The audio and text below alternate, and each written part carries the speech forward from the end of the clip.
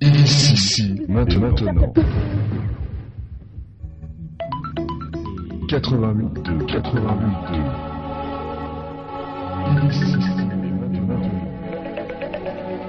La radio libre de l'Île-de-France.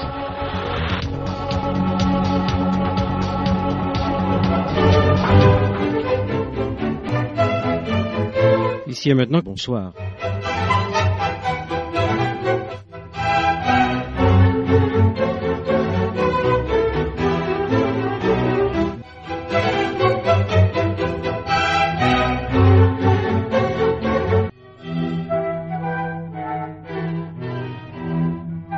Dans quelques instants, nous allons recevoir Marcel Jullian à propos de son dernier livre De Gaulle, Pensées, répliques et anecdotes, aux éditions du Cherche Midi.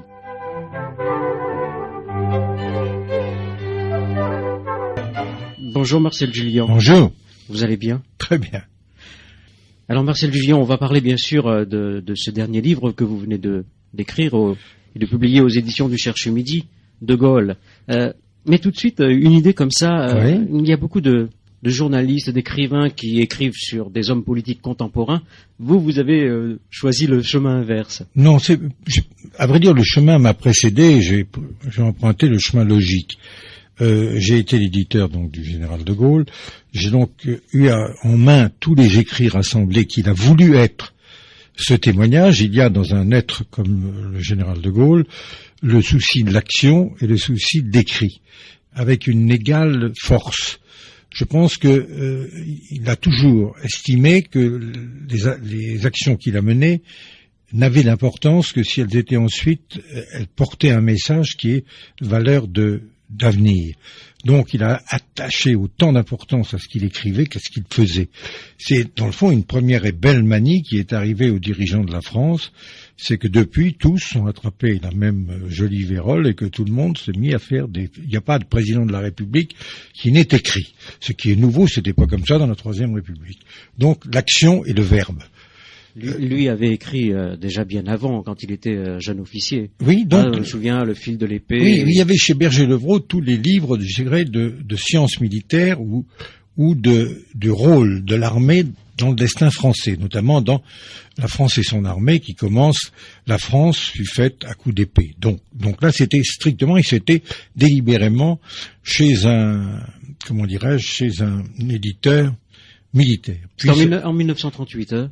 C'est ça. Et à ce moment-là, c'est le passage fabuleux chez Plon, à travers Daniel Rops, qui en était le directeur littéraire, et qui a accueilli brusquement un homme de littérature en même temps qu'un penseur et théoricien militaire, celui de l'armée de métier et celui de l'armée motorisée ou mécanisée. Ce qui m'a... Donc, il se trouve que pendant des années, je me suis occupé de cette œuvre, du vivant et après la mort du général, et que j'avais en stock, si je puis dire, énormément de phrases de lui reconnues par lui, éditées par lui, donc transmises. Quand un homme laisse derrière lui une trace qui est celle de l'histoire, de la part qu'il a pris dans l'histoire, celle qu'il a pris dans les lettres ou dans l'écriture, c'est l'essentiel. Donc c'est la première fois, j'ai voulu faire rassembler tout ça pendant des années. Et puis, il me semble intéressant, c'est une forme qui peut se décliner pour d'autres personnages, c'est de dire, voilà ce qu'a dit un homme, voilà ce qu'il a écrit, voilà ce qui est définitif. Il y a aussi ce qui est dans sa tête, dans son âme, dans son cœur et qu'il n'a pas dit. Ça, c'est le secret des êtres. Mais après, il y a, ça veut dire penser. Réplique, c'est ce qu'il a répondu à quelqu'un. Donc, c'est avec un témoignage qui dit, il m'a dit ceci. Et enfin, anecdote, je dirais, c'est, le général aurait appelé ça le ragoût. C'est-à-dire ce qui donne une couleur, un goût, un parfum à la viande. Et qui vient soit de l'opinion publique qui est faite par les médias et par les mauvaises langues, et puis par l'esprit public qui est fait du caractère français, qui qui donne volontiers des histoires inventées aux personnages qui l'intéressent en bien ou en mal. Autrement dit, la rumeur, ce qui est long comme le doigt le matin, prend la longueur du bras le soir. Et je pense que nous étant inondés de médiatisation, nous ne pouvons plus dégager un être humain comme on lui fait au XVe ou au XIVe siècle de ses écrits et de ce qu'on a écrit et les récits qui ont été faits de son action, mais on est tellement baigné par ce fameux ragoût que c'est la première fois, à mon avis, qu'on a mis les trois choses ensemble. C'est par honnêteté intellectuelle absolue. C'est qu'on sache, ça c'est lui, ça c'est ce qu'on dit qu'il m'a dit, et ça c'est ce qu'on croit qu'il a dit. Avec tout ça, qui est délibérément différencié, eh bien on doit chacun pouvoir, avec ces éléments d'un puzzle, se faire le De Gaulle qui vous semble le plus adapté au vraisemblable. Quand même drôle de personnage, homme d'État, président de la République, avec des réparties, on y reviendra, des réparties parfois très très drôles, très caustiques, je dirais même très très violentes à l'extrême limite. Oui. C'était De Gaulle, ça, vous qui l'avez connu dans son exil à Je Colombey. veux dire qu'il y a toujours, il y a le De Gaulle, je dirais en uniforme ou en armure, qui est celui qui veut, prétend, assume représenter la France. Il est la France. Quand il est comme ça, il n'y a pas de mots déplacés, il n'y a pas d'outrance. Il ne peut pas s'autoriser à se conduire comme De Gaulle quand il est en même temps la France. Quand il rencontre, ou il fait venir des gens qui lui sont familiers ou pas forcément d'ailleurs, aussi des gens dont il vient un peu tester comme un grand comédien, un grand littéraire, essaye des mots qui seront ensuite dans ses livres, dans son entourage, alors là, il va beaucoup plus loin, et il libère ce tempérament dans lequel il y a quand même le langage des camps, indiscutablement. À la page 21, à propos de la France, puisque vous parlez de la France, quelques citations. La France fut faite à coups d'épée. Ça, c'est la France et son armée, oui. Toute ma vie, je me suis fait une certaine idée de la France. Oui. La France ne peut être la France sans la grandeur. C'est vite dit, les trois choses. C'est ramassé dans un point fermé, cette notion qu'il en avait. Cette idée était de faire la France plus haute que les Français eux-mêmes. Ça a toujours été le débat. Il est parfois assez dur avec les Français. Quand il les traite de vachards, c'est un peuple de vachards, ils se complaisent dans la bouse. Je reprends pas exactement le terme. Mais enfin, on l'a toujours parlé de cette histoire des veaux, en disant vrai, faux, etc. Je pense que c'est vous savez, quand on aime quelqu'un ou quand on veut faire le destin de quelqu'un, que ce destin, les gens renaclent devant l'obstacle. Alors on a des mots terribles qui sont peut-être des mots d'amour ou d'amitié et qui sont sévères comme on dit souvent qui aime bien châtie bien, c'est la rançon de cela. Et notre phrase que j'ai relevée, la France manque de mysticisme, de mystique. Je vais le reprendre. Oui. La France manque de mystique. Le catholicisme est dépassé, le communisme est impossible. Oui, c'est fantastique quand on voit qu'il y a de cela 20 ans, 25 ans qu'il a dit une chose pareille. Je veux dire, c'était avant la grande fracture qui a fait tomber les deux idoles du 19e siècle, le marxisme et le capitalisme sauvage. Et avant tout cela, il a vu tout cela et prévu tout cela. Et le côté, vous avez employé mystique, je dirais le côté voyant, comme dirait Rimbaud. Visionnaire, peut-être. Visionnaire, oui. Et visionnaire, sans lequel, je ne crois pas qu'il y ait un grand homme d'État, un grand homme politique d'État, sans cette vision. Autrement dit, il faut savoir pourquoi on fait ce qu'on fait. Pour emmener la France, où doit-elle aller dans la conjoncture telle qu'elle doit se produire. La vision, ça a été quand même le 18 juin d'écrire ce qu'il a écrit. Si vous voulez, ce qui me frappe beaucoup, moi c'est un document que je connaissais peu, que j'ai retrouvé, qui date du 20 avril 41, avec lequel j'ouvre le livre. Il a été diffusé par la France Libre au Caire, dans le journal d'Égypte. Je pense que c'est un modèle du genre. Si l'on demandait aux gens qui vont se disputer l'Élysée dans les semaines et mois qui venaient, s'ils peuvent signer ce texte, le voici. Je suis un Français libre. Je crois en Dieu et en l'avenir de ma patrie. Je ne suis l'homme de personne. J'ai une mission et je n'en ai qu'une, celle de poursuivre la lutte pour la libération de mon pays, je déclare solennellement que je ne suis attaché à aucun parti politique, ni lié à aucun politicien, quel qu'il soit, ni du centre, ni de la droite, ni de la gauche, je n'ai qu'un but, délivrer la France. Je retrouve là ce que Saint-Exupéry disait quand on lui demandait êtes-vous de gauche ou de droite. Il disait je ne suis ni l'aile gauche ni l'aile droite, je suis l'oiseau. Et il prétendait en matière de pour faire un pied de nez à l'aventure, c'est un vieux proverbe patagon. À travers ce livre, on retrouve les mots qui viennent régulièrement dans la bouche du général de Gaulle. La France, le pays, la République, l'État, le monde, le peuple, la nation, le progrès, la paix, l'avenir. Ce sont des gens qui ont fait un bouquin très sérieux sur les mots du général, le style du général, et qui ont fait passer dans l'ordinateur les textes des discours et mes messages, les textes des mémoires et les textes des livres de Gaulle. Et il ressort cet échantillon. Cet échantillon a été fait aussi pour Camus. Pour Camus, Albert Camus. Et oui. on arrive, moi ça m'intéresserait un jour qu'on fasse le même livre sur Camus, et dans lequel seulement on aura beaucoup moins de rumeurs, parce qu'il y en a moins. On retrouve un peu les mêmes mots. Il y en a un qui reste, oui. un seul, je crois, qui leur est commun, mais je me demande si ça n'est pas la paix. La paix. Oui. Oui, la paix. Le reste diffère beaucoup, parce que, si vous voulez, l'un est dans la littérature à l'état pur, même dans le combat, si ça n'est pas un jeu de mots, dans le combat journalistique, dans le combat mystique de Camus, et l'autre est dans le combat du réel, du concret, dans lequel il faut mener un pays. Donc ça diffère, il n'y a que là qui se retrouve. Il n'y a ni la mère, la fameuse mère qui préfère à la justice, Camus, et ni la mère métisse de la Méditerranée. Donc il a tout cela en lui, de Gaulle, mais il n'a pas le droit d'en parler quand il s'appelle, comme il le dit, d'une façon tellement merveilleusement vieille, ancienne, Notre-Dame, la France. Et il y a une phrase aussi, parmi toutes ces phrases, parce que ce livre est passionnant, c'est pas pour vous faire plaisir. C'est de sa faute à lui, c'est pas de la mienne. Oui, vous n'avez fait que reprendre, retranscrire. Quoi qu'il y a des phrases qui étaient complètement oubliées, vous avez fait un sacré travail de recherche. J'ai retenu une phrase à un moment, je ne me souviens plus, il est invité à un dîner, où il a invité quelqu'un à un dîner, il présente une de ses filles, il s'excuse de l'absence de son fils qui est en mer, et il parle d'Anne, sa fille handicapée, en disant celle-là aussi, c'est une de Gaulle.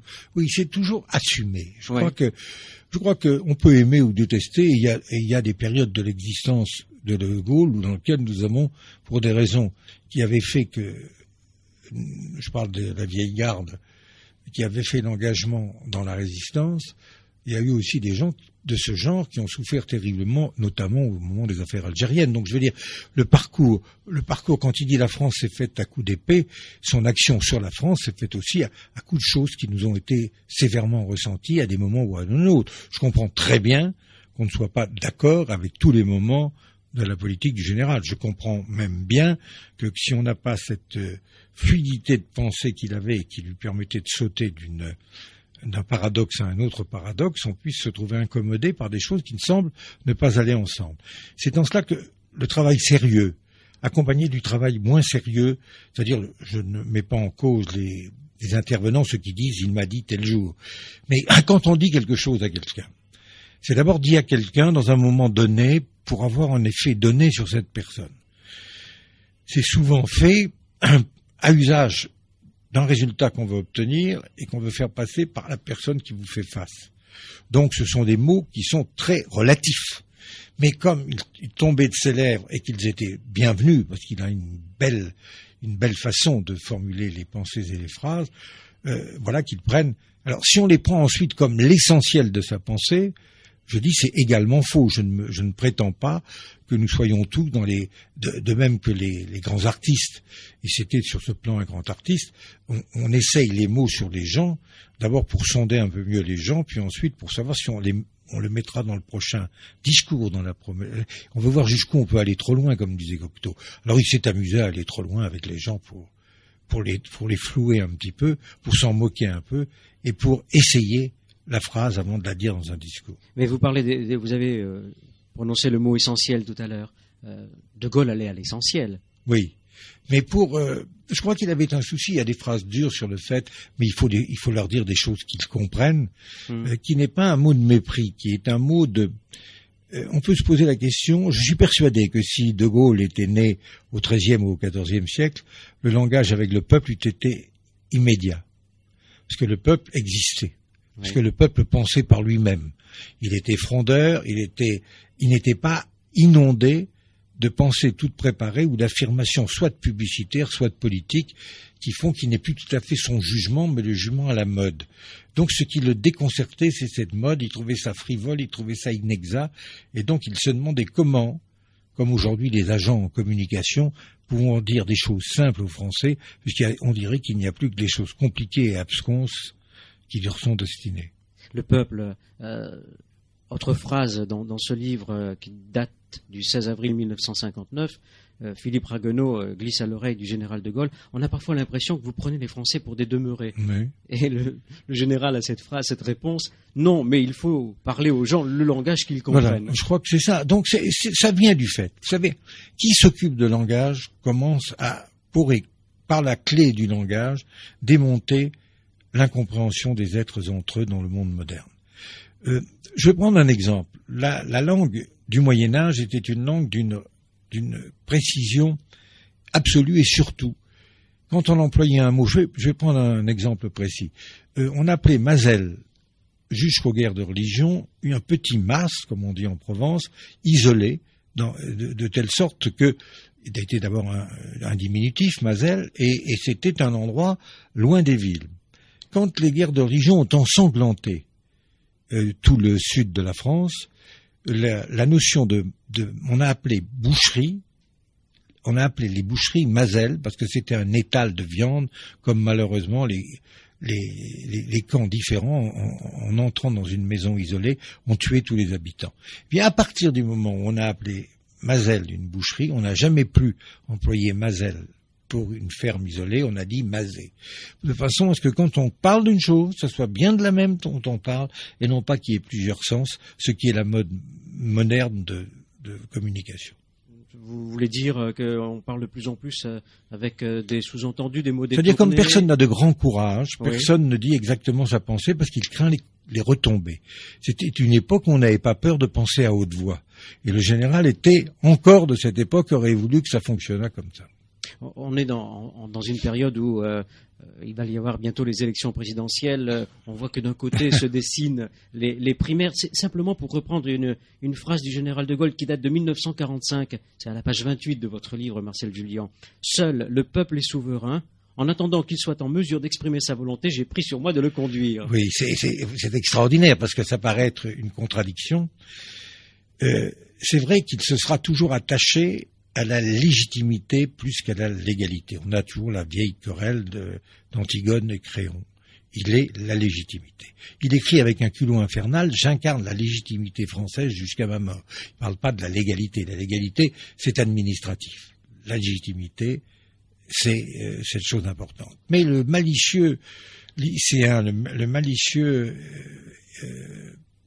étudiant qui était Charles de Gaulle, note la phrase de Rivarol, le pouvoir ne peut provenir que du peuple. Première affirmation. Deuxièmement, il faut bien se garder de le lui donner. Et je pense que c'est pas du tout une façon de regarder le peuple avec mépris.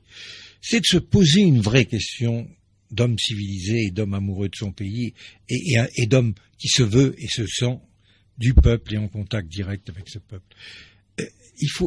Peut-on demander de prendre j'ai l'impression qu'on pose de plus en plus auxquels il ne peut pas répondre, sauf s'il fait confiance aux partis politiques, aux journaux, aux médias pour lui dicter sa conduite.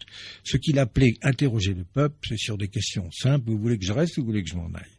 Ça c'est clair. Et quand le peuple lui a dit, par une question pourtant qui avait l'air de parler de la réforme du Sénat et de la participation, on lui répond d'une façon douteuse et pas ce fameux oui franc et massif qu'il réclamait, il s'en va. Ça, c'est des questions simples. Mais les questions qu'on pose maintenant sont des questions dans lesquelles, quand vous avez fini de répondre, il paraît qu'on est européen, on ne sait pas comment, chacun dit qu'il faut refaire un référendum, il ne faut pas. Personne n'a été interrogé. Si l'on avait un beau jour, s'il avait, vous savez, ses réticences, mais si un jour il y avait une Europe avec De Gaulle à notre tête, vraisemblablement, il aurait souhaité ou demandé ou exigé, ou il aurait rué un petit peu comme il savait faire, il savait jouer au poker, et il nous reprochait un peu de jouer qu'à la belote, il aurait fait la chose de dire pourquoi le même jour, à la même heure, ces peuples d'Europe ne voteraient-ils pas tous ensemble pour faire une grande effusion parce qu'on veut devenir européen? Pourquoi il n'y aurait pas un acte sacramentel? Pourquoi prend-on des précautions, arrange tout sur les majorités? On n'a pas eu le sentiment qu'il y avait un acte d'amour. Lui avait besoin de ce genre de jeu. Il avait besoin d'être aimé. Il avait besoin de faire aimer la France à travers sa personne. Oui. Et non pas parce qu'il avait le souci d'être aimé, je crois que ça ne l'a pas beaucoup préoccupé. Je crois qu'il avait le souci, il avait l'orgueil de se dire « je suis la France, donc dans ces conditions, je fais respecter et aimer la France. Donc qui me touche la France. » C'est insupportable comme idée. Depuis Jeanne d'Arc, on n'avait pas eu ce genre d'aventure. Mais où on l'accepte, ou on le refuse, on a parfaitement le droit de le refuser, mais je ne crois pas qu'il y ait là la trace d'une vanité ou d'un orgueil. L'orgueil n'est que pour la France. Il y a une phrase dans votre livre à propos de Jeanne d'Arc. Oui. Pour en revenir à l'enfance du général de Gaulle, vous l'avez suivi à Colombey après l'échec, Oui, pour rassembler tout ce qu'il voulait rassembler précisément. Est-ce que dans ce livre, Marcel Jullian, vous avez, on ne vous retrouve pas, c'est vous qui l'avez écrit, mais il n'y a pas de phrase dite par de Gaulle à Marcel Pour les raisons, Jullian. elles y sont, il y en a beaucoup, mais elles sont dans la rumeur. Ah bon? Elles sont dans la rumeur par une honnêteté intellectuelle, si Oui. vous voulez. L'honnêteté intellectuelle, c'est de dire parce qu'il m'a dit un jour telle chose, dans telle circonstance que je connais très bien. Je sais ce que je lui avais dit, je sais quel était le climat autour des choses, et la phrase est venue. Mais il faudrait raconter tant de choses pour qu'elle soit juste. Il faudrait dire, je venais déjeuner dans telle circonstance, j'apportais le message de un tel, et à la suite de ce message de un tel où il y avait une difficulté à résoudre, et que je savais très bien qu'il fallait que j'attende qu'il soit de bonne humeur, parce qu'il y avait une vieille querelle avec cette personne, mais il m'a dit une phrase extraordinaire, et cette phrase extraordinaire n'est réelle et totale que si on a toutes les données. Je prends l'exemple du livre d'Alain Perfit. J'espère qu'Alain Perfit, il a prouvé maintes fois des dons d'écriture et qui s'est borné là à faire par honnêteté intellectuelle le scribe en se disant comme ça je n'ai rien qui décale.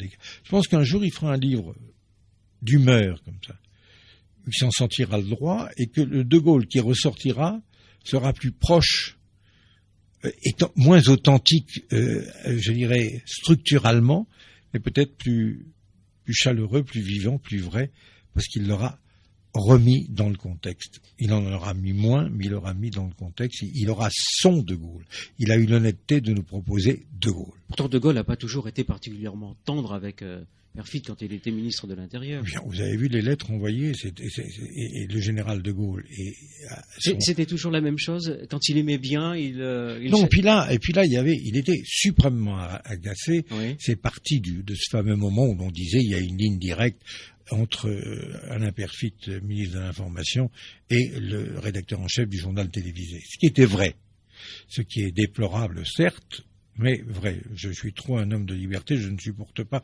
Je suis parti d'Antenne 2 dans de certaines conditions, parce que je pense qu'il ne faut pas faire croire aux gens que les choses sont libres lorsqu'elles souhaitent l'être, même quand le président de la République le souhaite, et que l'appareil fait que ça n'est pas tout à fait vrai. Il n'y a pas de tout à fait vrai ou tout à fait faux en liberté.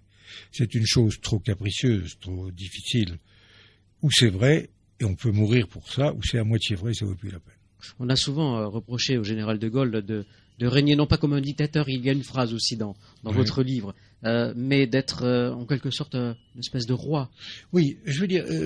C'est un peu ce côté qui vous a fasciné. Vous êtes un peu royaliste. Je suis totalement, oui. Oui. Donc sans le moindre gêne, parce que j'aime le peuple et que je suis du peuple. Et que, vous savez, il y a des phrases superbes. Cette phrase selon laquelle le fonctionnement démocratique est la chose la plus plaisante qui soit au monde, puisque comment dire à des gens qu'on aime bien en famille, dans une tribu, dans un rassemblement, on va tous se consulter, bien sûr que c'est le bon sens. Bon, premier élément très positif. Deuxième élément positif, on dit c'est pas par hasard que en 89 puis en 93, on a dit, la phrase superbe de Robespierre, il faut pas juger Capet, il faut tuer Capet, est un acte d'intelligence et d'honnêteté intellectuelle.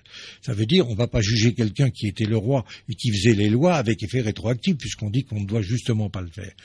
Mais il faut le tuer parce qu'il faut qu'on change de souverain, sinon on n'aura rien changé. Et je pense que Louis XVI l'a très bien compris et qu'il est mort en sachant qu'il fallait qu'il mourût et que les choses verraient après. Il avait, lui, en tête une révolution royale largement aussi bénéfique au peuple, mais qui était insupportée par ceux qui allaient profiter de la révolution, la faire et la prendre à leur compte. Ils ont donc décidé, ce serait le peuple qui serait souverain.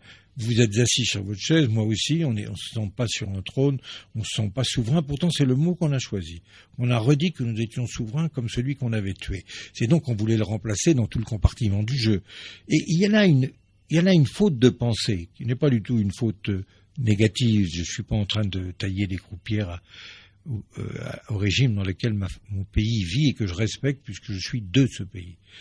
Je dis simplement que l'idée de dire vous êtes souverain donc vous allez faire la loi comporte un incontestable masochisme. Pourquoi ?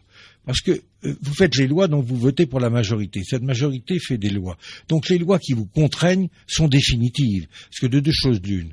Ou vous avez voté pour la majorité, vous avez donc voulu ces lois. Si vous vous êtes trompé, vous ne pouvez vous en prendre qu'à vous.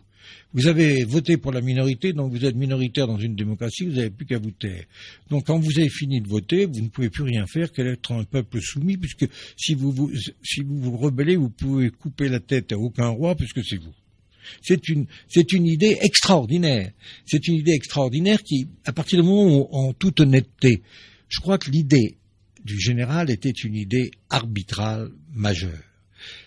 Je veux dire, comment penser que le chef d'un parti qui va demain matin devenir le président de la République française va devenir le président de tous les Français puisqu'il aura passé 2 mois, 3 semaines, 6 mois, ceux qui prennent leur élan de loin, pour dire il n'y a que ma façon de penser, la façon de penser de mon parti qui peut faire la France. Je suis élu par 51 contre 49 et je suis le président de tous les Français.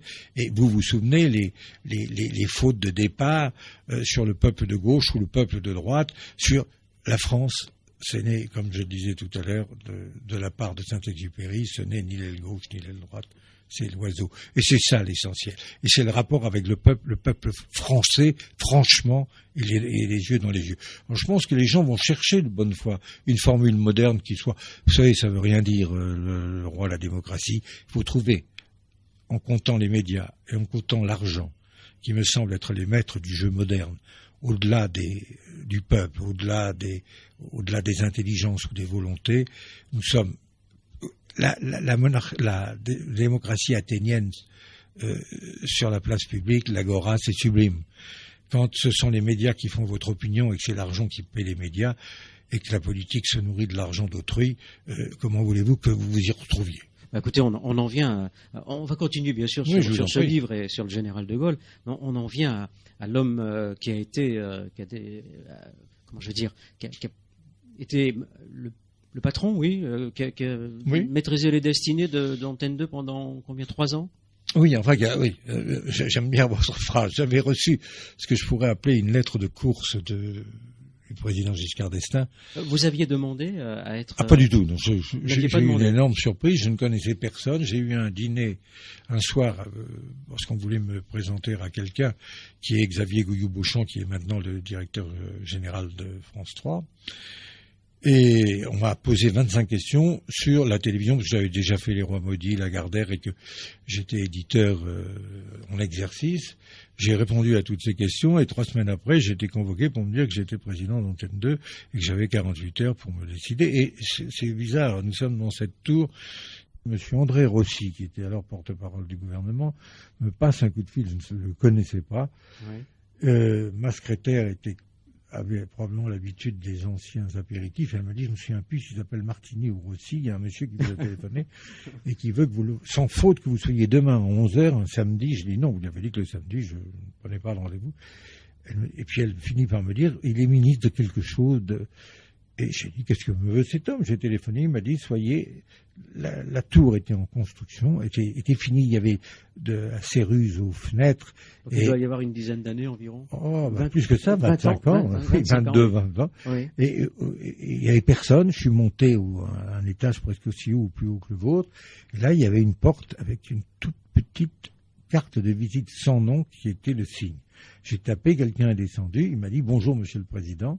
J'ai cru qu'il parlait au président de Plon, Perrin et Julliard. Il me dit « Je parle au président d'Antenne 2 ». Oui. Pas Antenne 2, il n'a pas dit Antenne 2, puisque je l'ai inventé après, de la deuxième chaîne de télévision. C'était une décision, j'avais vu personne. D'un seul coup, balancé. Alors, je pouvais très bien dire non. Oui. Alors, pourquoi vous avez dit oui? Alors, je me suis trouvé assis devant cet homme et je lui ai dit, écoutez, je vois d'où cela vient, puisque j'ai dit ce que je pensais, et j'ai dit qu'à l'indépendance était indispensable si vous vouliez être crédible. Donc, tout cela, c'est un phénomène d'indépendance. Si vous me dites que je peux mourir de faire ça, je suis d'accord. Je prendrai, si je dis oui, l'engagement de tenir 3 ans, quels que soient les pièges que vous m'inventerez, et je m'en fous. Ouais. Mais au moins que ça soit clair. Il m'a dit, mais vous aurez une lettre du président de la République, je l'ai eue, elle est superbe. Et je pense qu'il avait en tête le printemps des choses. C'était beau le début, c'est toujours beau. Heidegger disait, seuls les commencements sont beaux.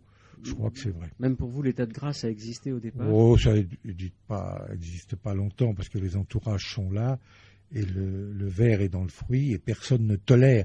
Les politiques pensent toujours, quand ils ont gagné les élections, que la télévision est le cadeau des dieux et qu'on doit se faire réélire, et ils font tellement ce qu'il faut pour que la télévision soit docile, pour qu'ils ne sont pas réélus, alors que s'ils étaient pervers, intelligents et joueurs, ils feraient une télévision libre en ce qui concerne la télévision publique, ce qui accréditerait le jour où ils y parleraient dedans. C'est le titre d'un de vos livres, une télévision libre. Ça, personne ne la tolère. On a toléré l'imprimerie libre parce que c'était diffus. Là, on le tient grâce à la transmission des images. Quand les images vont venir de partout, ça sera certainement un très grand bordel, mais ça sera plus difficile à l'argent et à l'État de tenir les choses. C'est déjà un peu le bordel entre nous. Oui, c'est le bordel même avant que ça soit nécessaire. Oui. Oui, c'est sûr. Qu'est-ce que vous regrettez le plus quand vous étiez le patron d'Antenne 2 et d'Antenne France 3? Oui, je crois que François n'a jamais changé. C'est d'Antenne 3. Il y avait beaucoup de journalistes, de gens qui étaient là. De Gaulle les appelait un peu les lèche-pompes. C'était la cour autour de vous. On essayait de... Vous savez, est-ce que vous étiez maître des décisions que vous preniez? On est maître, à mon avis, je le dis à l'avance à tous ceux qui pourront être nommés dans l'avenir, on est maître dans sa tête d'abord, la fameuse liberté intérieure de Montaigne, il n'y en a pas d'autre. Et puis on est libre dans tout ce qu'on fait pendant le premier mois. Et ensuite l'appareil, la politique, la lâcheté, l'épuisement aussi de se battre, font qu'autour de vous on s'occupe au-dessus, à côté, dessous, à limer les structures. Parce que on fait toujours miroiter à votre collaborateur le plus proche qui vous remplacera s'il arrive à trahir suffisamment pour que vos pensées libératrices soient connues par le cabinet du ministre avant d'être connues par vos partenaires. Il y a une mainmise de l'État à ce point sur la télévision. Je crois qu'ils sont malades de la télévision. Où est-ce que les journalistes ou les présentateurs vedettes, on ne citera pas de nom, quoique on est libre ici, oui. Est-ce qu'il y a connivence entre eux forcément? Je crois qu'ils ne savent plus qu'il y a connivence. Avant, il y avait, si je peux dire, le goulag ou la sanction. C'était propre, méchant et net. Vous saviez que vous étiez. Maintenant, les corrupteurs, c'est très mode. Les corrupteurs sont beaucoup plus agiles. Je veux dire, on vous fait des compliments, on vous dit que le maître a trouvé que vous aviez du talent. Ça devient un peu plus pervers. Vous vous rendez pas compte que vous êtes même pas manipulé, que vous aimez ce qu'on vous dit et que vous voulez faire plaisir à des gens qui sont convenables et qui sont drôlement intelligents puis qui vous trouvent intelligents. Je crois que c'est beaucoup plus difficile. On souffre plus. Je crois qu'une bonne promotion, une bonne décoration sont quand même plus efficaces que 3 mois de prison. Et les 3 ans à la présidence d'Antenne 2, vous en avez retiré quoi dans votre vie? Grand respect de l'État. Moi, je suis frondeur. Je suis très peu dévot en matière de pouvoir établi. Donc j'ai attrapé pour l'État un bon plus de considération que j'en avais avant de le frôler. Et j'ai attrapé un grand mépris pour ceux qui s'en servent. Donc je suis parti. Vous savez cette image qui reste de Marcel Jullian. Bon là, on est en face, mais c'est un Marcel Jullian avec les lunettes toujours posées sur... Maintenant, je suis obligé de les avoir tout le temps. Avant, je pouvais enfin regarder les gens sans verre, ce qui me semblait la politesse. Et maintenant, les verres se sont imposés par l'âge. À l'époque où vous étiez à Antenne 2, vous avez lu, j'ouvre une parenthèse, un livre qui est apparu récemment sur la télévision, Un univers impitoyable. Oui. Vous l'avez lu? Oui. Hein, c'est très drôle parce qu'il n'est pas question de vous dans ce livre.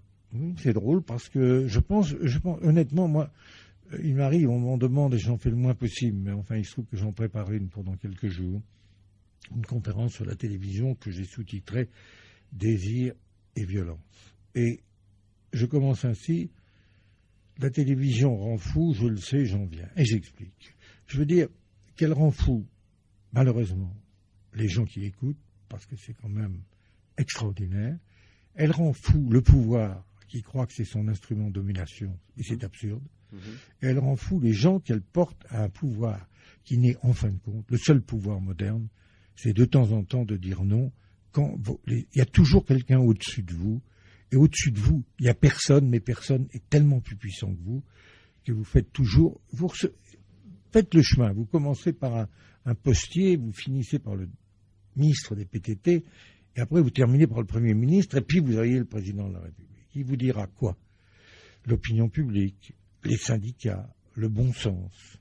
Il ne vous dira pas « je ». On a pris l'habitude non plus de dire « nous voulons », la fameuse phrase répréhensible des rois. On dit « je ne peux rien ». Est-ce que c'est beaucoup plus efficace? Je ne sais pas. Mais enfin, les deux pourraient se corriger. Vous la regardez toujours, cette télévision, Marcel Jullian? Oui, c'est devenu d'abord des gens que j'aime et des émissions que j'aime. Je les regarde quand je peux. Il y a des rendez-vous pour, égoïstement, alors sportifs ou de cinéma, parce que je veux voir un film. Mais ma vie est tellement occupée, absorbée, que c'est plutôt, je suis un tardif, et brusquement, quand j'en peux plus de travail et que j'ai besoin de me désaltérer, j'essaye. Alors là, je dois dire que il y a les moments épouvantables, ayant fait le tour, il y a des coups de malchance, vous zappez, et vous attrapez le même chanteur ou la même publicité à peu près à la même heure, décalée d'une chanson, décalée d'un pneu, décalée d'une chose. Et puis de temps en temps, vous trouvez sur des choses qui vous émeuvent parce qu'elles passent à des heures impossibles. Et vous vous dites, mon Dieu, il y a encore des êtres humains. Il n'y a pas seulement...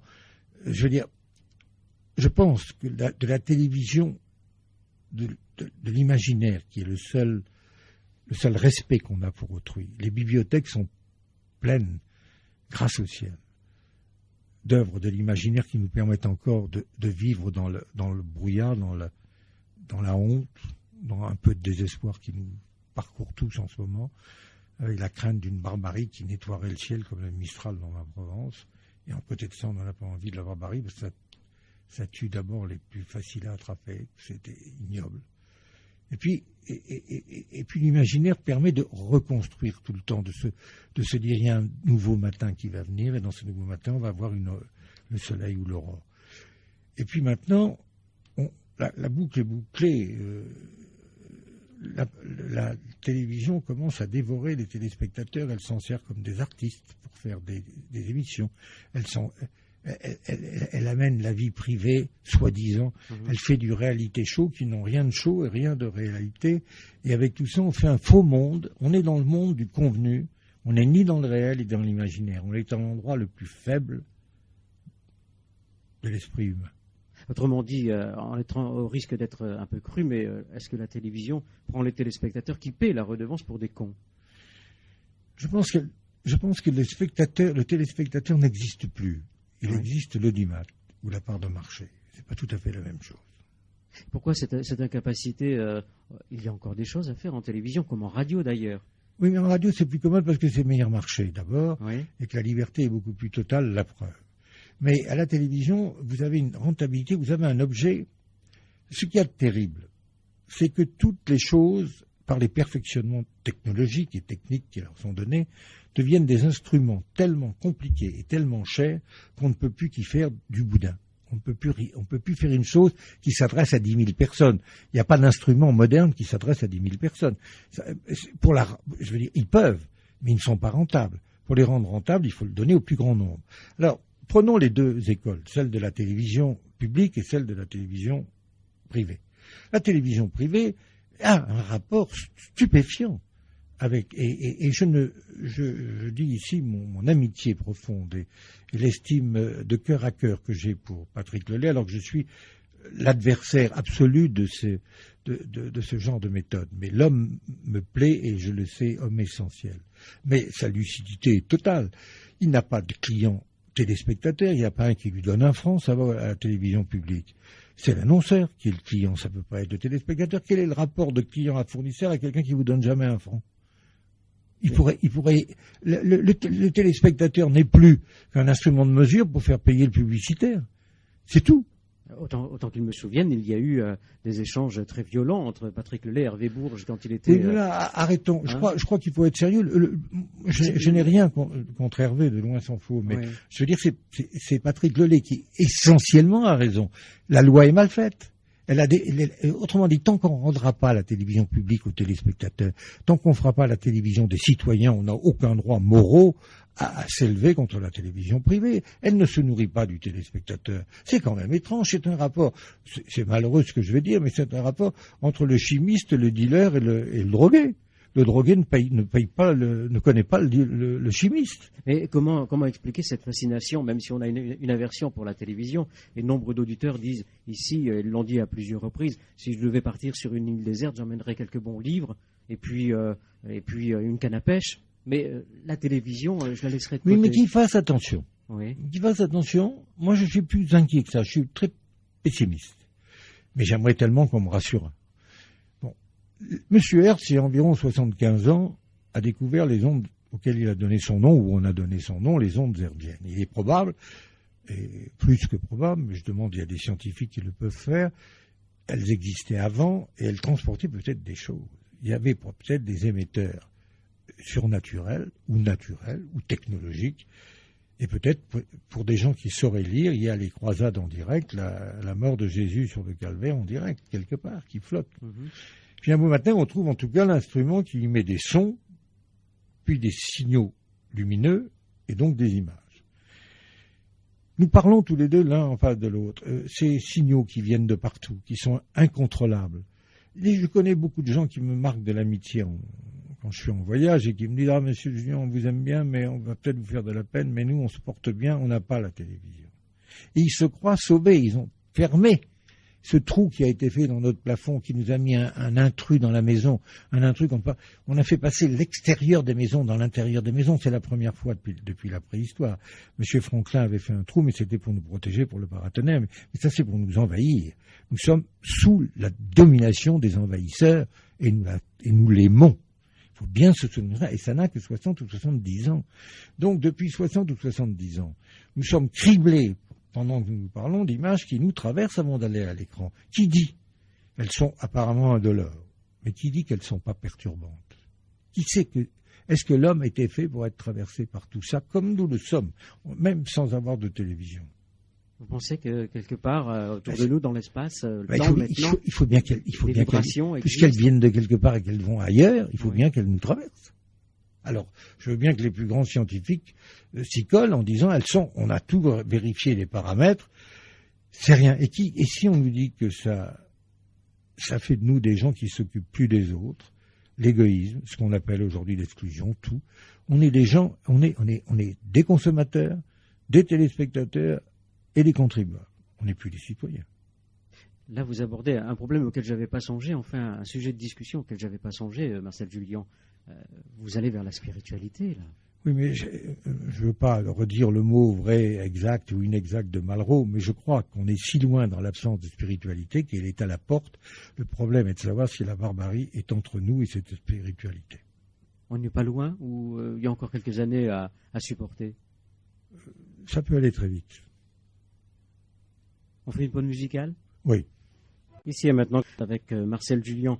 Bien, on revient oui. Au livre du général de Gaulle. Enfin, concernant le général de Gaulle, sur les pensées, répliques et anecdotes En fait, on va dire la vérité, parce que je n'aime pas mentir, Martial Jullian. Nous ne sommes pas jeudi soir, nous sommes mercredi matin, il est 11h30, Oui. et nous enregistrons cette émission parce que votre emploi du temps est tellement chargé. Voilà. Mais je sens la nuit qui vient. Non, mais quand même, restez dans la Oui, réalité. oui. Je ne sais pas si pour vous c'est important, mais En tout cas, ce qui est sincère est toujours plus simple. mentir, ça peut durer un certain temps. Il y a une phrase superbe, je ne sais pas si vous la connaissez, Julien Green me l'a dite.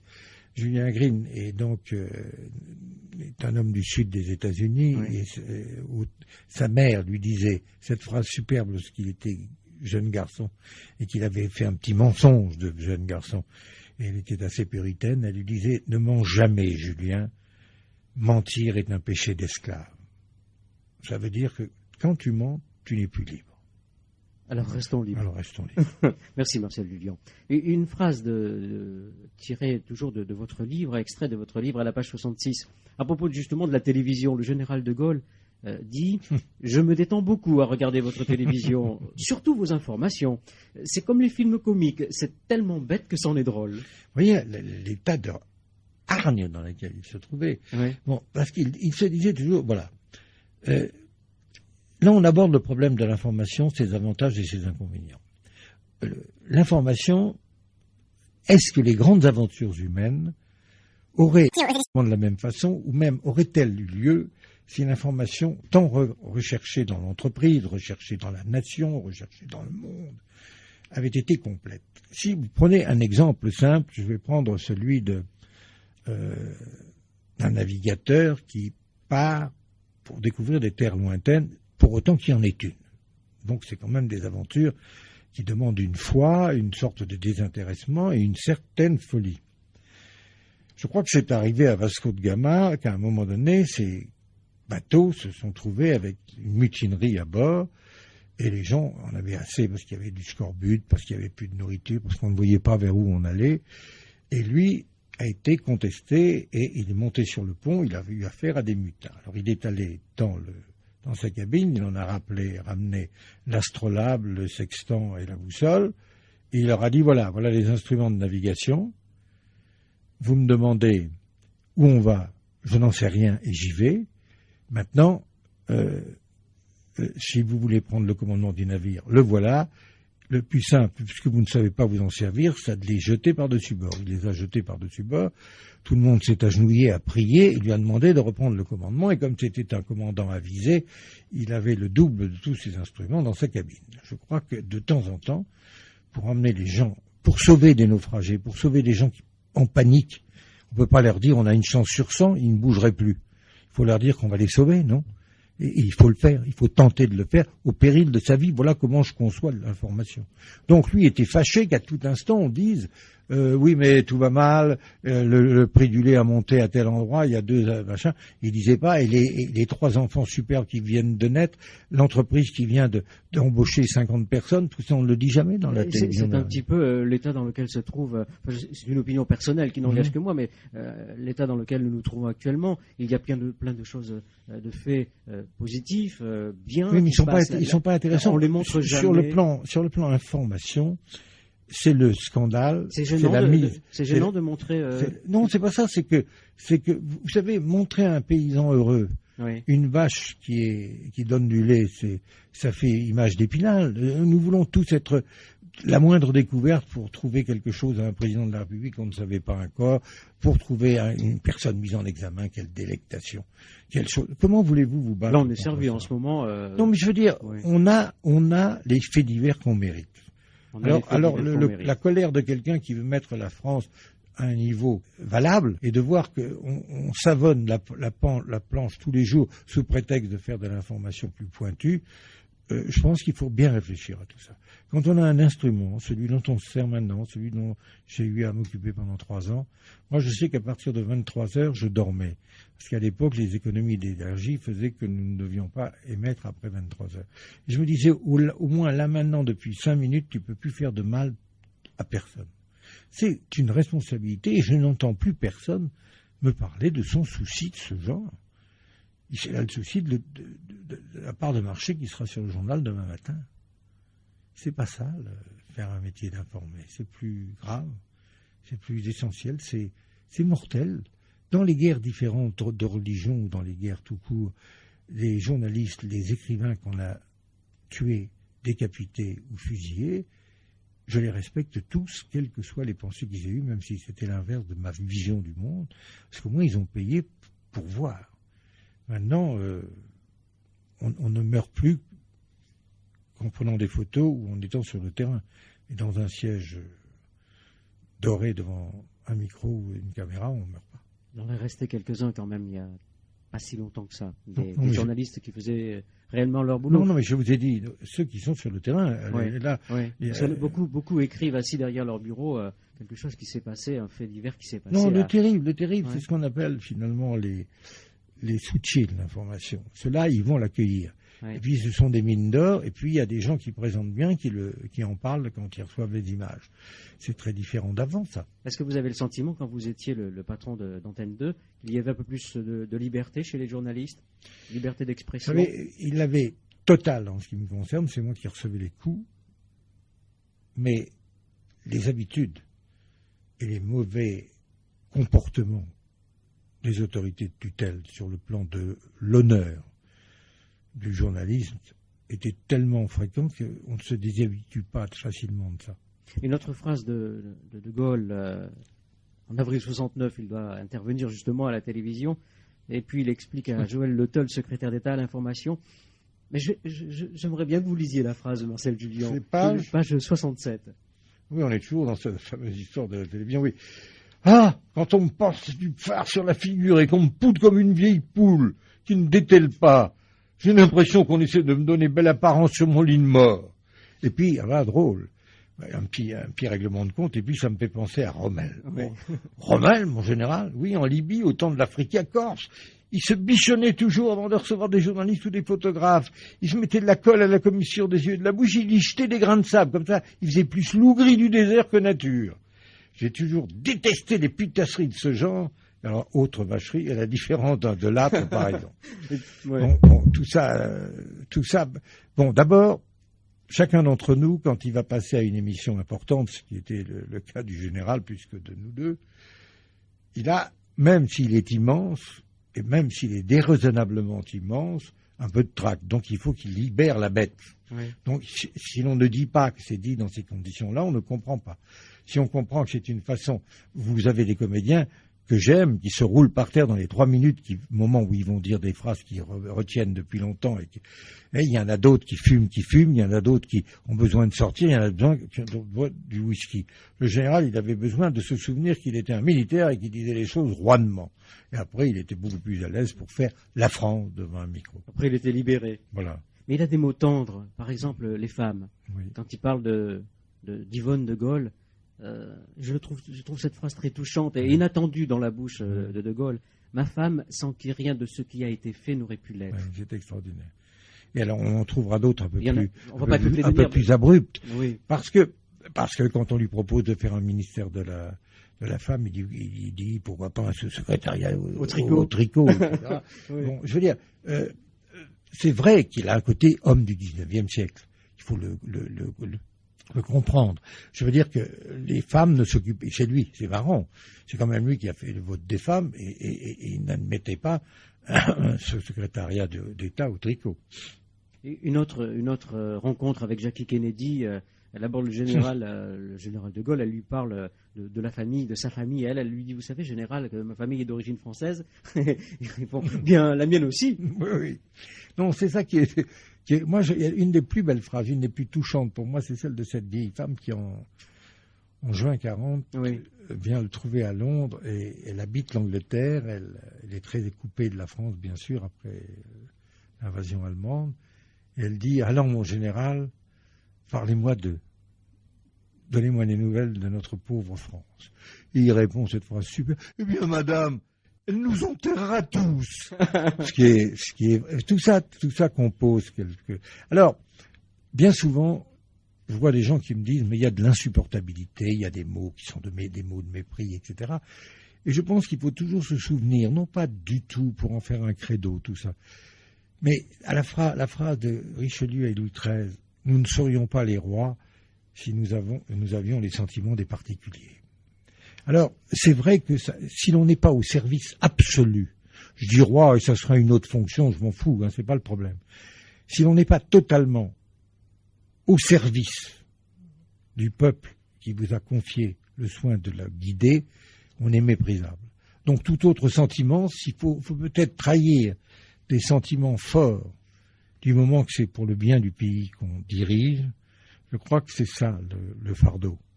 Et ce fardeau est difficile pour les honnêtes gens que l'élection, l'estime, porte au sommet de l'État.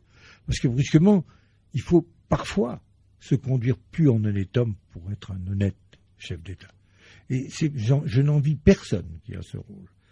Et je vois dans cette course, je suis persuadé que des hommes qui s'interrogent à l'heure actuelle et qui ont l'air de s'interroger trop longtemps savent bien comment on va trouver la France et ce qu'il va falloir y faire.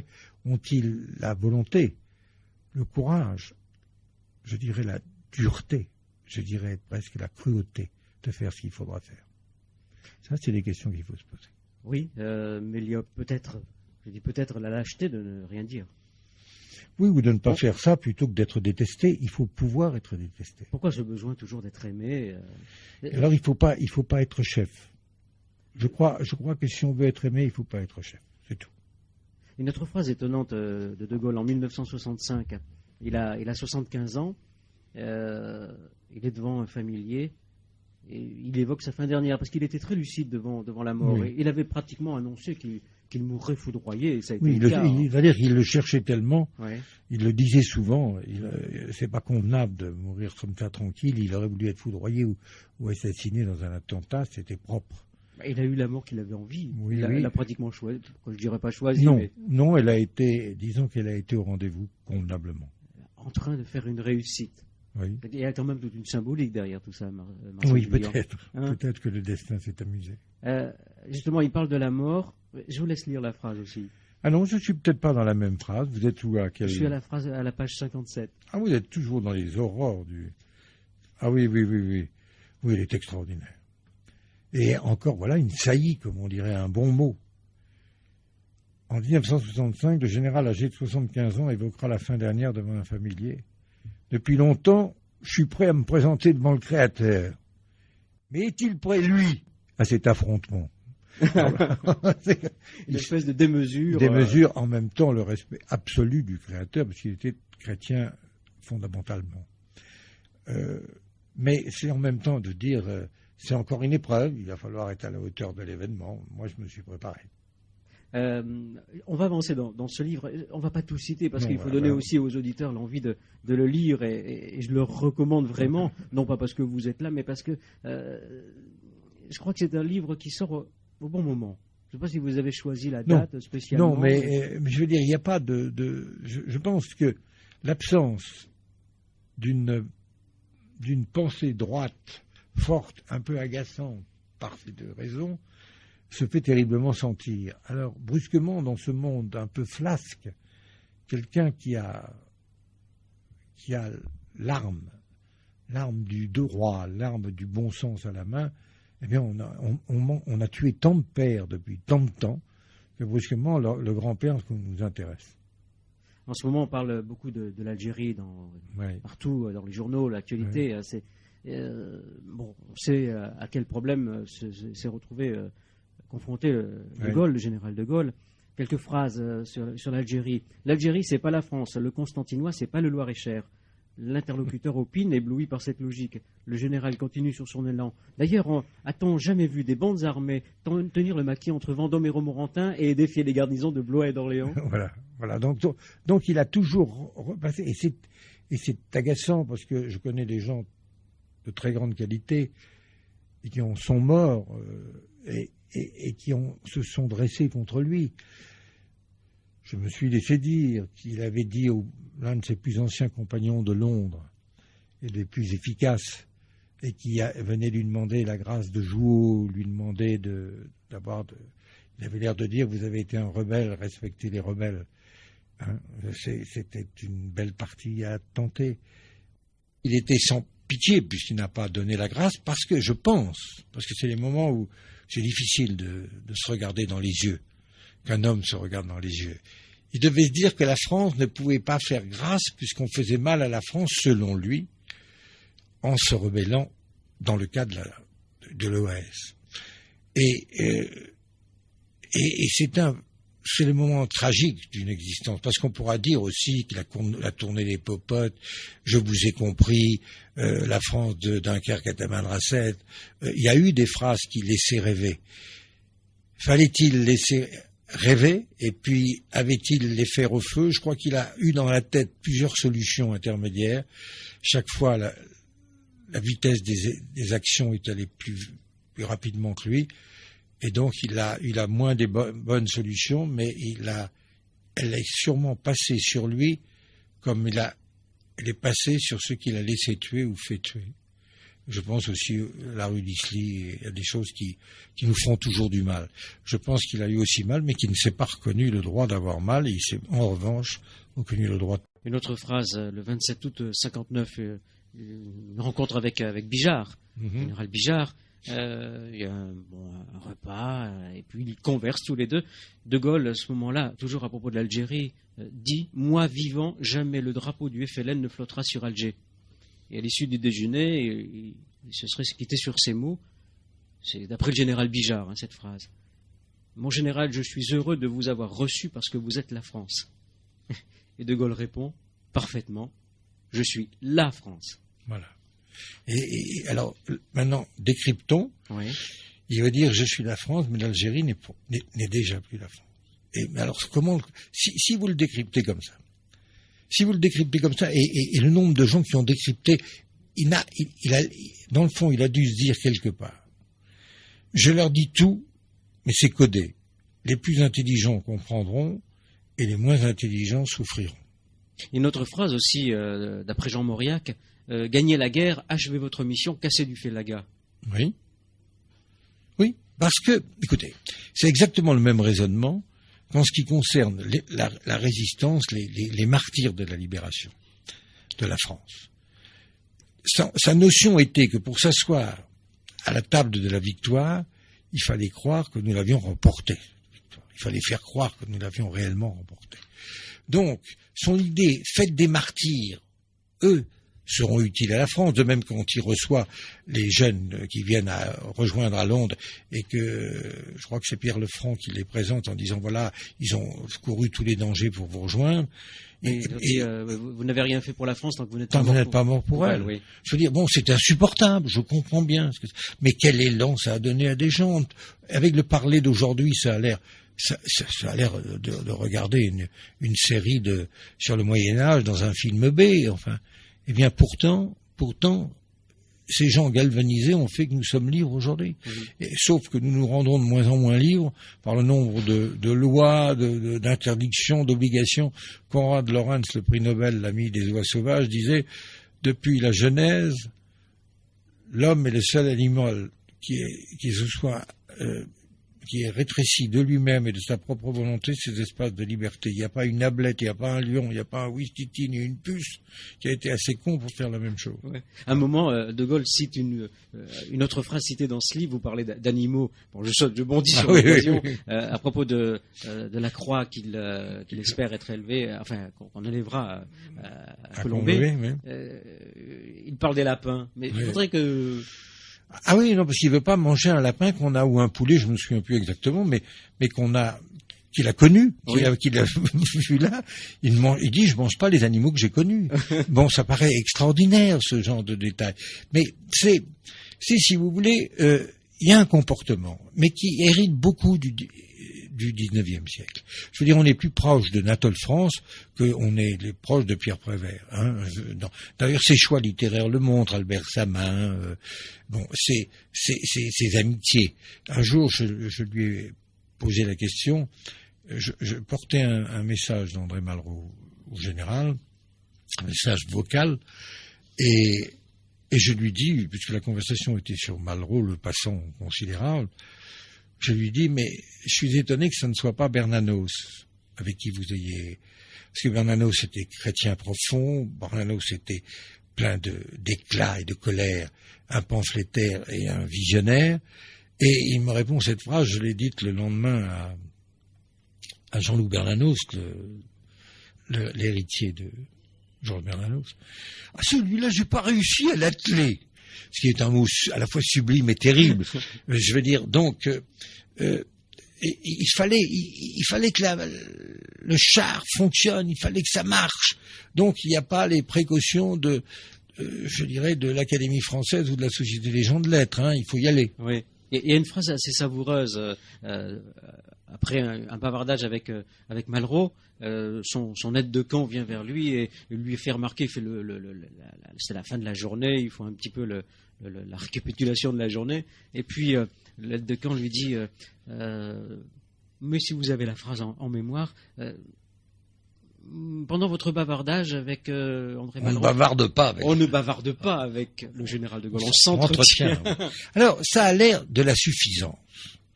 Je pense, c'est pas du tout pour défendre, parce que j'essaye d'être honnête avec ce que je peux avoir de connaissance du sujet et puis de souvenirs personnels. C'est donc un éclairage sincère, mais pas forcément juste. En tout cas, je ne farde pas mes sentiments. Je pense que toujours on se trompe quand on tombe sur un individu hors du commun, à tort ou à raison. Je vais être très clair, il peut y avoir des monstres hors du commun. Il peut y avoir des gens très essentiels sur le plan de la pensée hors du commun. Mais personne ne peut classer le général de Gaulle dans une galerie de généraux en disant il fait partie du lot, il est autre, il est d'autre nature. Donc, à partir du moment où on sait qu'il est autre, il faut se méfier des qualités et défauts, des vices et des vertus qu'on accorde à son voisin de palier, à la femme qu'on aime, à son copain d'enfance. Ça va pas ensemble. C'est pas la même chose. Donc je vois aucune vanité, c'est impossible. Il est tellement sûr d'être qui il est.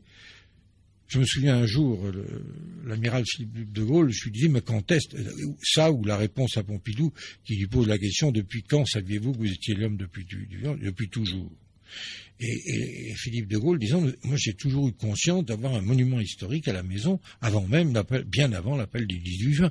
C'est quelqu'un comme on pourrait se le dire, et de sa propre volonté, qui s'est préparé à cela, comme on prépare le Dalai Lama à son règne. Oui. Je veux dire, c'est extraordinaire, c'est insupportable, c'est tout ce que vous voudrez, mais c'est comme ça. Il était pour être ce qu'il a été. Donc c'est quand il dit, on s'entretient, c'est de dire, on bavarde pas avec le général de Gaulle, on s'entretient avec la France. C'est ça, le non-dit, c'est ça. Oui. C'est pas pour lui qu'il dit ça, ça n'offre aucun intérêt à ses yeux, aucun. Mais il est en mission. Oui, la France, il est en pays de mission et il est la France quand il parle. C'est inadmissible aussi, si vous voulez. Hein, bon.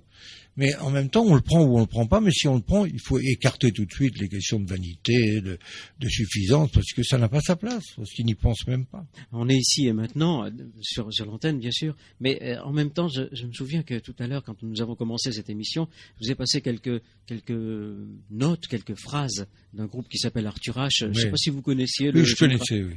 Hein, Général de Gaulle, la mort, et puis se retrouver avec un vieux chinois dans une fumerie d'opium. Oui. Hein, non, je veux dire, si l'on voulait faire des comparaisons un peu hâtives, mais tous les livres qui sortent en ce moment prouvent que le vieux chinois est vraiment dans la fumerie d'opium. Alors, si vous voulez, il y a des personnages trop encombrants pour qu'on puisse s'en débarrasser. Ils étaient encombrants, ils ne sont nécessaires que dans les tourmentes.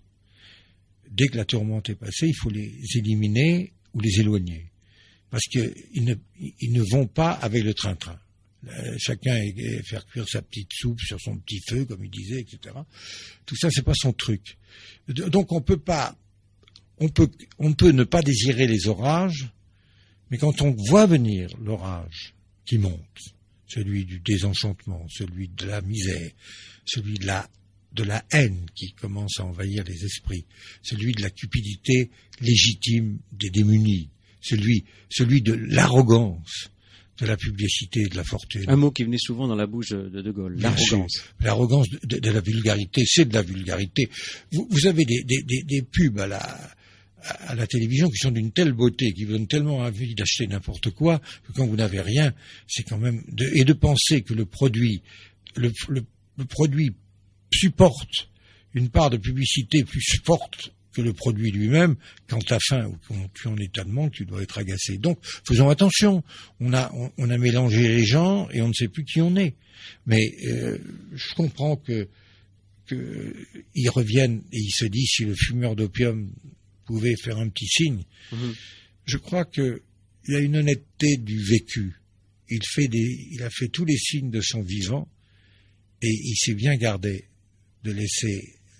On aurait pu inventer cet homme pour qui le verbe était la chair, aurait pu enregistrer un message qu'on nous sortirait maintenant.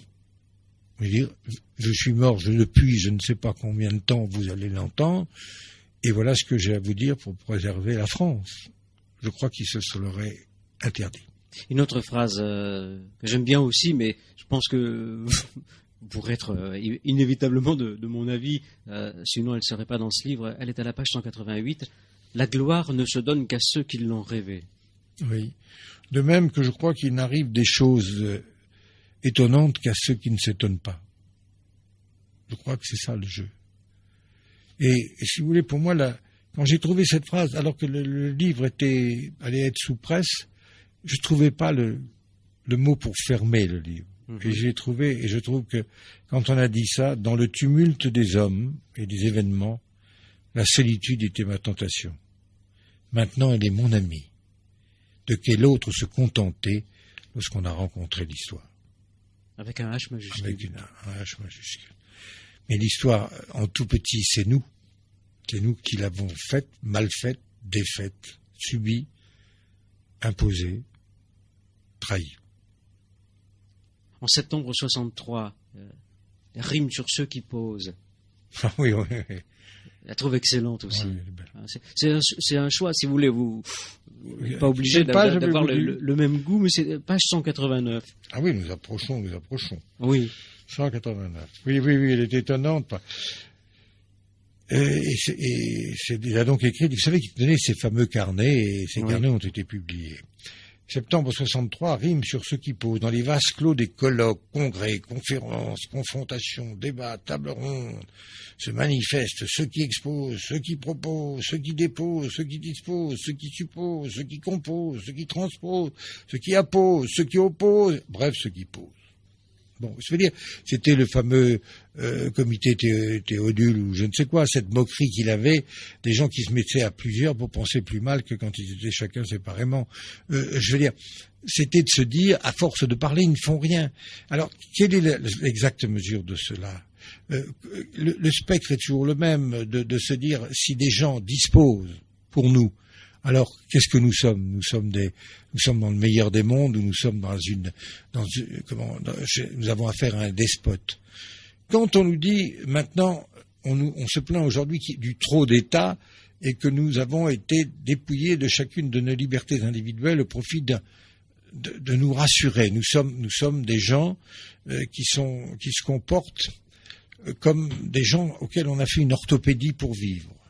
On leur dit, c'est nous qui nous occupons de vous, de votre avenir, de votre retraite, de votre vieillesse, de votre maladie, de votre truc. Donc, je veux dire, est-ce qu'il reste un être humain complet lorsque c'est pas lui qui fait sa vie? Alors, où ça commence? Comment doit-on aider ceux qui n'y arrivent pas? Comment doit-on encourager ceux qui peuvent faire pour que les autres y arrivent, parce qu'ils vont être plus actifs, Comment faire tout ça et faire la justice sociale? Comment faire l'honneur de faire son destin soi-même et puis faire que ce soit pas trop injuste? C'est sublime comme recherche. Et j'aimerais entendre parler de ça au lieu d'entendre parler de programme de gauche ou de droite.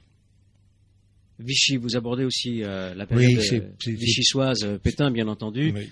Je tiens l'acte des hommes de Vichy comme nul et non avenu.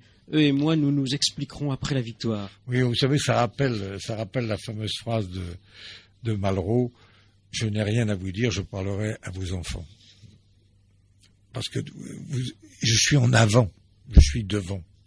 Oui, c'était, si vous voulez, il y a juste avant, ce discours à la radio de Londres, dans lequel il commence ainsi, j'ai pas pu tout mettre, mais il commence en disant, Monsieur le Maréchal, par la voix des ondes, au-dessus de la mer, c'est un soldat français qui vous parle. Quand on sait qu'il avait préparé à la demande du maréchal 4 chapitres d'un bouquin qui devait s'appeler Le Soldat et qui va faire beaucoup de problèmes juste avant la guerre. Quand il dit un soldat, il ne le dit pas par hasard, parce que ça a été le grain de la brouille. Et immédiatement après avoir dit ça, votre voix que je connais bien, dit-il, a parlé hier à la radio de Vichy. On vous a fait croire, monsieur le maréchal, que cet armistice demandé à des soldats par le grand soldat que vous êtes serait honorable pour la France. Je pense que maintenant vous êtes fixé. Cet armistice est déshonorant. Ah, pour obtenir et pour accepter un pareil acte d'asservissement, on n'avait pas besoin du vainqueur de Verdun. N'importe qui aurait suffi. Ça, ce sont des ruptures dures, solennelles. C'est comme un dernier appel à quelqu'un qu'on a aimé et admiré. Quand j'étais président de Plomb et que j'ai publié les ouvrages du général de Gaulle, j'ai retrouvé dans le dossier de l'auteur un document dont j'ai fait immédiatement photocopie et je lui ai apporté l'original.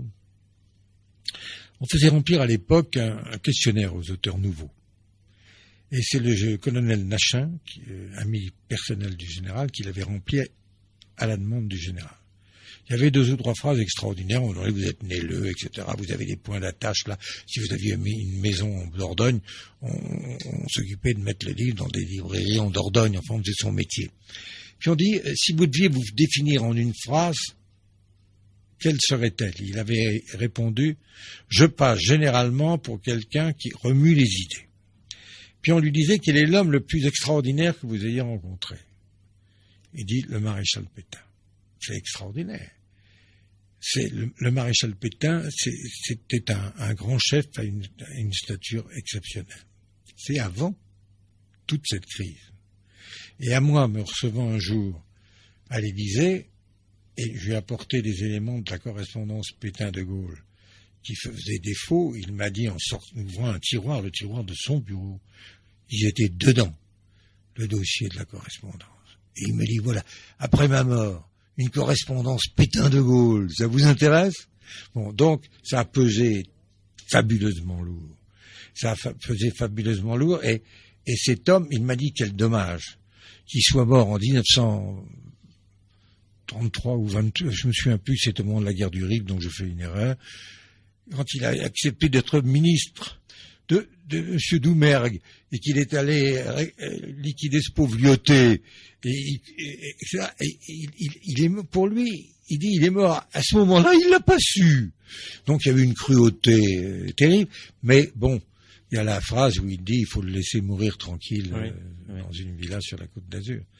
Donc je veux dire, tout ça, la raison d'État. Un jour, comme ça, à Colombie, il m'a dit, alors pour vous, c'est quoi la raison d'État? Et j'ai eu un culot d'un instant, parce que c'est venu tout de suite, j'ai dit, mon général, la raison d'État, c'est lorsqu'on ne sait plus quoi faire pour un chef d'État. Et c'est vrai que c'est trop commode de dire, je vous tue bien que je vous aime, je vous tue bien que vous soyez loyal, je vous tue bien que vous deveniez de remporter une victoire. Mais les éléments comment dirais-je, qui confectionnent la sentence échappent à l'entendement de ceux qui ne savent pas tout. Alors c'est un confort, puisque celui qui prétend savoir tout, c'est le chef. Alors il faut toujours se méfier, la raison d'État, ça arrange bien les choses. Vous écrivez toujours? Oui, j'écris surtout des scénarios en ce moment, mais j'écris toujours. Parce qu'à propos de la presse, une phrase de Gaulle, ils écrivent, c'est tout ce qu'ils savent faire. Oui, c'est joli parce que la dualité entre l'action et le verbe, qui a été la clé de son existence, quand vous faites que l'un ou que l'autre, ça lui semble insuffisant. Et une autre phrase aussi, mon cher, il y a 2 catégories de gens, ceux qui disent et les autres. Oui, toujours la même chose. Il y en avait assez de gens qui venaient lui dire, vous connaissez cette phrase, hein, une des dernières, c'est quand même, au moment de la guerre d'Algérie, beaucoup de gens de tous les bords, des anciens de la France libre, des récents, des gens qui étaient gaullistes, comme il dit, pour avoir des places, trouvaient pour lui dire, il faut faire quelque chose pour l'Algérie. Il y a eu et quand il donnait rarement des audiences, surtout à cette période, elles étaient très minutées. Donc, son aide de camp, quand on arrivait à l'Élysée, vous disait, c'est 2 minutes. S'il était pile, il venait, il avait d'énormes lunettes épaisses, il voyait de plus en plus mal, il venait droit vers vous, il venait vous accueillir à la porte. C'était le seul qui faisait ça. Il avait la courtoisie même du XVIIIe siècle. Et il vous accompagnait à son bureau. Donc là, il avait donné à cet homme, qui était un sénateur, 1 minute.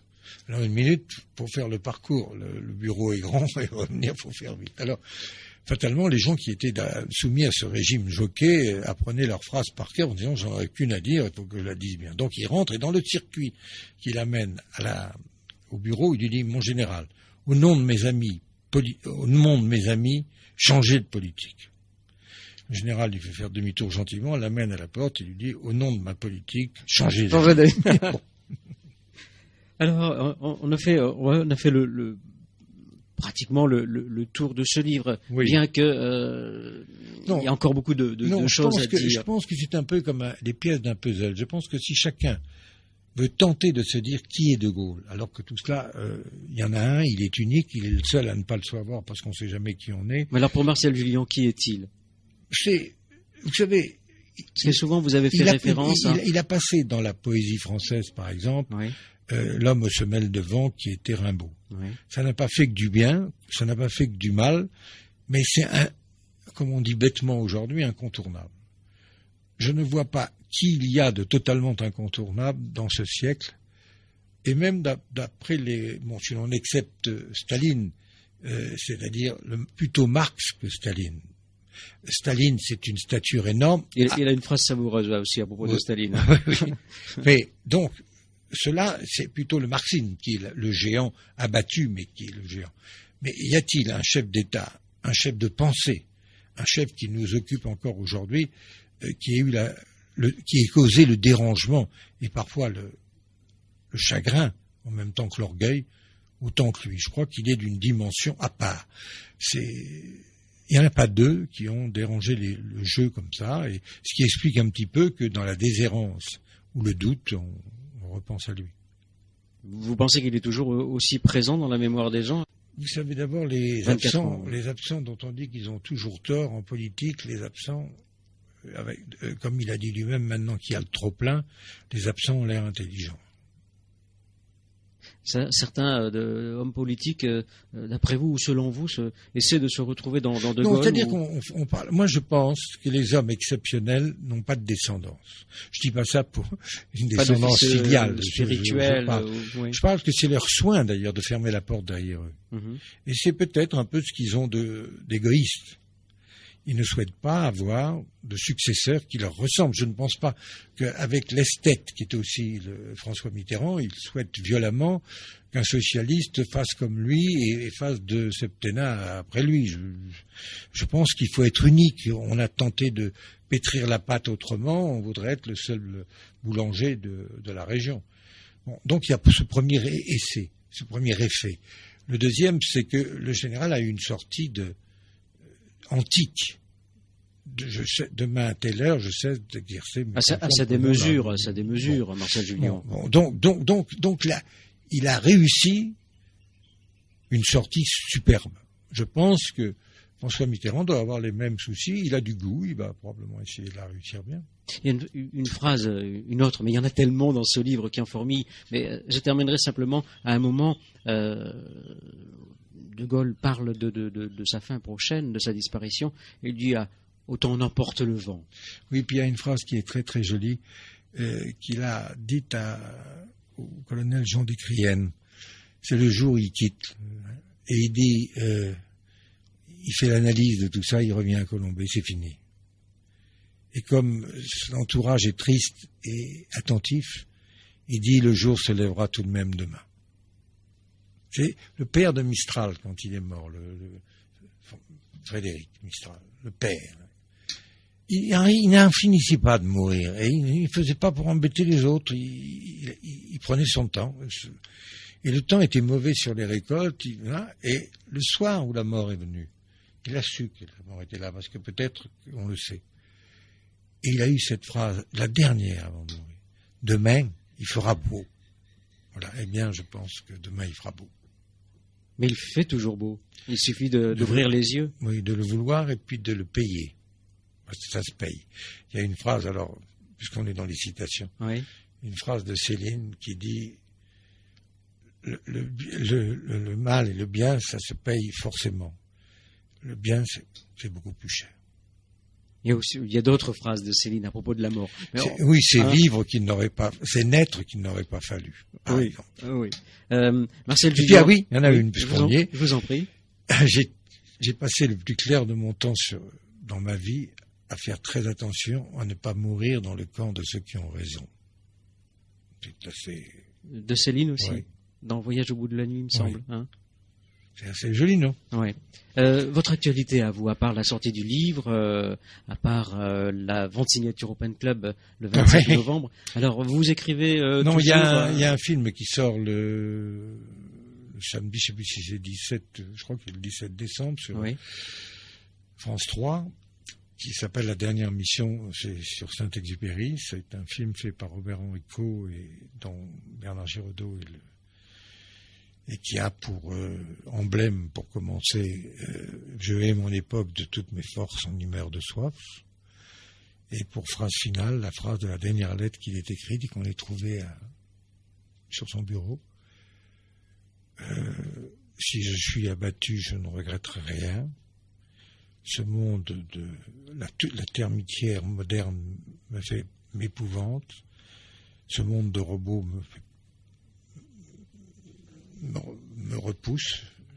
J'aurais dû naître jardinier.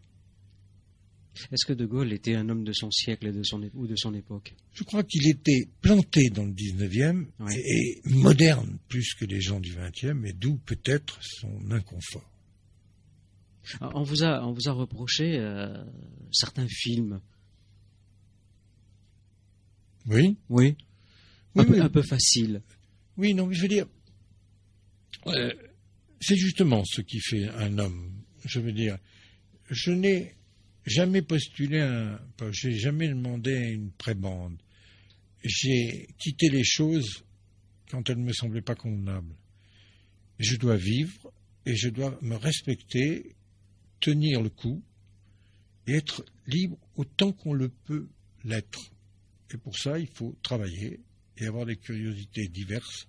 On n'aime pas aujourd'hui les touche-à-tout. Alors j'ai fait des films comiques, j'ai fait des films graves, j'ai fait un peu tout.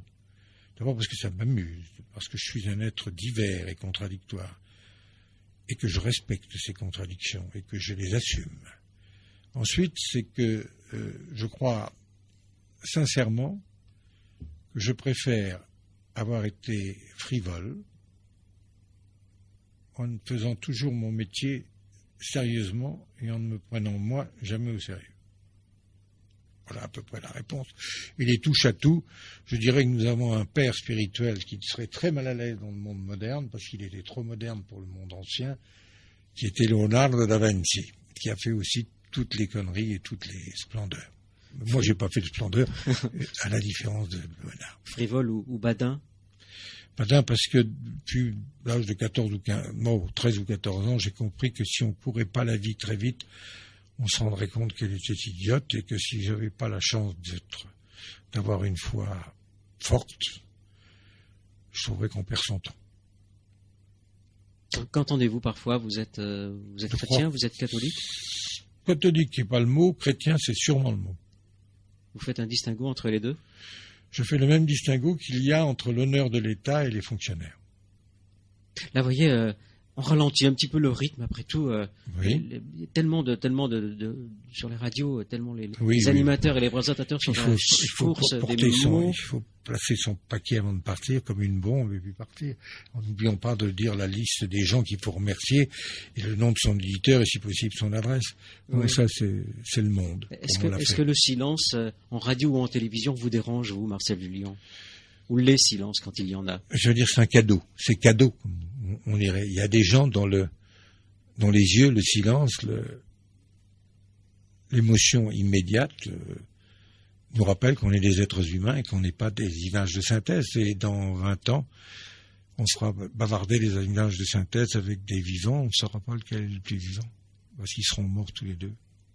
Est-ce qu'il y a quelque chose que vous avez regretté de ne pouvoir faire quand vous étiez, par exemple, à la télévision ou alors, tout simplement, vous demandez, parce que là, ça fait un peu passéiste, qu'est-ce que vous êtes en train de préparer actuellement? J'ai des tas je n'arrête pas. D'avoir des projets, sans arrêt. La bosse du doigt grandit de jour en jour. Je donnerai un petit truc tout à l'heure. Je me dis ceci, pourquoi avoir peur des autorités de tutelle quand on est président d'une société de télévision? Je me suis toujours dit, ce qui m'a aidé, qu'il dépendait de la fonction qu'on leur avait donnée. Que moi j'avais cette bosse et que quand je sortirais, je me remettrais tout simplement à écrire et que je m'efforcerais d'oublier que j'ai donné 3 ans de ma vie là, content de les avoir donnés, ni rancunier, ni reconnaissant. Un homme heureux? Non, c'est pas possible. Mais un homme qui essaie de rendre les autres heureux, oui. Marcel Jullian, merci d'être venu, d'être resté peut-être un peu plus longtemps que vous ne l'aviez pensé. Oui, je n'ai pas vu passer le temps, on a parlé. On s'entretenait pas, on bavardait. Merci Marcel Jullian. Je rappelle le titre de votre livre, De Gaulle, Pensées, répliques et anecdotes, paru au Cherche Midi éditeur. Et puis, juste avant de vous quitter, je crois savoir qu'avec Jean Orizet, vous allez recommencer. Ah oui, là, on fait une folie, une vraie folie. À propos de la poésie. Bon, la poésie m'a semblé toujours le langage libératoire. Je veux dire, c'est par l'écrit, les plus loin cris, et passe mieux dans cette langue que dans la prose. Ils ont moins besoin d'être structurés, on est beaucoup moins esclave de la connaissance, on est plus esclave de l'émotion. Et l'émotion, vous savez, quand Saint-Exupéry dit « Faites pleuvoir sur nous quelque chose qui ressemble à un chant grégorien », on crève de l'absence de chant grégorien. C'est-à-dire quelque chose qui fasse que vous ne savez pas pourquoi, mais vous avez envie de vous consacrer à quelque chose. La poésie, Cocteau disait, il faudrait la porter dans sa poche revolver comme une arme. Bon, la poésie, c'est enfin le langage qui est à personne et qui est donc à tout le monde. C'est Gavroche chez Saint-Jean-Perse. C'est la déraison et la nécessité. C'est tout sauf la poésie appliquée. Mais il faut pas la maudire, il faut pas la mépriser, elle est aussi dans le paquet cadeau et tous ceux qui cherchent par ce chemin, nous allons essayer de le rassembler, leur montrer que rien n'est plus moderne. Je rêverais un jour de faire un journal entier. On prendrait le journal, là, du jour, et on le traiterait en remplaçant partout par un poème de Sandrard, de Macorlan, de Verlaine ou de René Char, et vous verriez que l'intelligibilité de tout serait plus intense. On mettrait en haut un tel en examen ou encore une massacre, une nuit d'émeute dans les banlieues, et vous avez des poèmes qui en disent beaucoup plus longs, très modernes ou très anciens. Et ça donnerait aux gens la vraie dimension de ce qui est devenu maintenant un événement médiatique et qui est pourtant un événement de chagrin et de désespoir. En guise de conclusion, ces 3 mots, ici et maintenant, ça évoque?